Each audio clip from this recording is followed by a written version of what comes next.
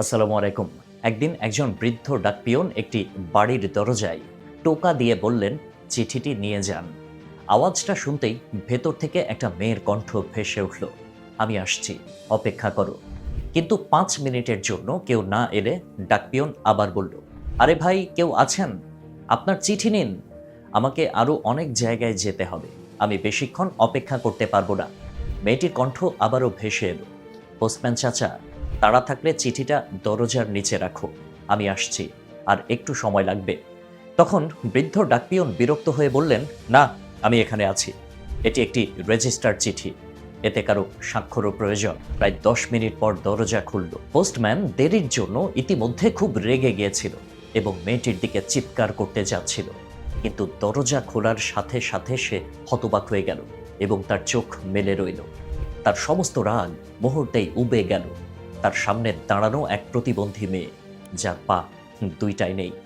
মেয়েটি খুব নিরীহভাবে পোস্টম্যানের দিকে হাত বাড়িয়ে বলল, আমার চিঠিটা দাও।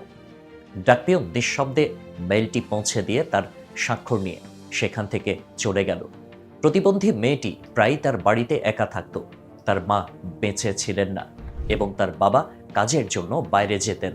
ওই মেয়ের দেখাশোনার জন্য সকাল সন্ধ্যা একজন কাজের মেয়ে তার বাড়িতে থাকত, কিন্তু পরিস্থিতির কারণে সে দিনের বেলায় তার বাড়িতে সম্পূর্ণ একা থাকত। সময় যেতে থাকলো, 1 বা 2 মাসে একবার। যখনই সে মেয়েটির জন্য কোনো পোস্ট আসতো, পোস্টম্যান ডাকতেন এবং মেয়েটি দরজায় না আসা পর্যন্ত শান্তভাবে দাঁড়িয়ে থাকতেন। ধীরে ধীরে প্রতিটি দিন তাদের বন্ধুত্ব এবং মানসিক সংযুক্তি বাড়তে থাকে। একদিন মেয়েটি খুব মনোযোগ দিয়ে পোস্টম্যানের দিকে তাকালো এবং দেখতে পেল যে তার পায়ে জুতা নেই।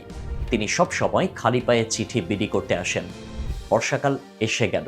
তারপর একদিন ডাকপিয়ন এসে ডাক পৌঁছে দিয়ে চলে গেলে মেয়েটি ভেজা কাদায় পোস্টম্যানের পায়ের ছাপের উপরে একটা কাগজ রেখে সেই পায়ের ছাপের ছবি তুলল। পরের দিন তিনি তার বাড়ির কাজের মেয়েকে ওই সাইজের জুতা কিনে আনতে বলে সেগুলো তার বাড়িতে রাখলো। দীপাবলি আসার ঠিক আগে পোস্টম্যান উৎসবের জন্য এলাকার সমস্ত লোকের কাছে বকশিশ চাইল, কিন্তু সে ছোট্ট মেয়েটির কথা ভেবেছিল যে আমি কেন পঙ্গু মেয়েটির কাছে বকশিশ চাইব। কিন্তু যেহেতু আমি রাস্তায় এসেছি, আমার অন্তত তার সাথে দেখা করা উচিত। সেই সঙ্গে ডাকপিয়নও ভাবতে লাগলেন, উৎসবের সময় একটা ছোট্ট মেয়ের সঙ্গে খালি হাতে দেখা করা ঠিক হবে না। অনেক ভাবনার পর মেয়েটির জন্য 5 টাকা দামের একটি চকলেট কিনলেন। এরপর মেয়েটির বাড়ির দরজায় ধাক্কা দেন তিনি। ভেতর থেকে একটা আওয়াজ এলো, কে? এটা আমি, গুদিয়া, তোমার পোস্টম্যান চাচা। উত্তর এলো। মেয়েটি এসে দরজা খুললে বুড়ো ডাকপিয়ন তার হাতে একটা চকলেট দিয়ে বলল, এটা তোমার গরিব চাচ্চুর কাছ থেকে নাও। মেয়েটি খুব খুশি হয়ে গেল এবং পোস্টম্যানকে কিছুক্ষণ অপেক্ষা করতে বলল। তারপরে সে তার বাড়ির ভেতর থেকে একটি বড় বাক্স নিয়ে এসে পোস্টম্যানের হাতে দিয়ে বললেন, কাকা, এটা আমার পক্ষ থেকে দীপাবলিতে তোমার জন্য একটি উপহার। পোস্টম্যান বাক্সটা দেখে খুব অবাক হলেন। কি বলবেন বুঝতে পারলেন না। কিছুক্ষণ চিন্তা করার পর বললেন, তুমি আমার কাছে মেয়ের মতো, প্রিয় কন্যা, তোমার কাছ থেকে কোনো উপহার আমি কিভাবে গ্রহণ করব? মেয়েটি তাকে অনুরোধ করেছিল, চাচা, দয়া করে এই উপহারটি প্রত্যাখ্যান করবেন না, অন্যথায় আমি কষ্ট পাব। ঠিক আছে, এই বলে বুড়ো ডাকপিয়ন প্যাকেটটা নিয়ে মেয়েটার মাথায় হাত রাখলেন আশীর্বাদের জন্য।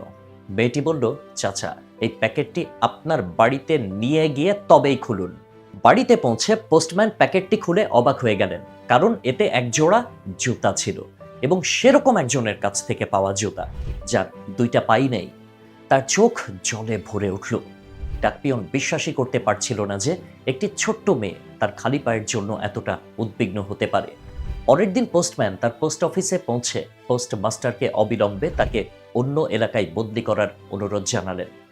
পোস্টমাস্টার এর কারণ জিজ্ঞাসা করলে পোস্টম্যান সেই জুতাগুলো টেবিলে রেখে পুরো ঘটনা খুলে বলল এবং ভেজা চোখে ও দমবন্ধ গলায় বললেন, স্যার, আজ থেকে আমি ওই রাস্তায় আর যেতে পারবো না।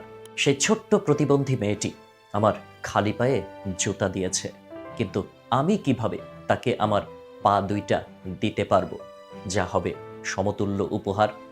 একথা বলে ডাকপিয়ন অঝরে কাঁদতে লাগলো।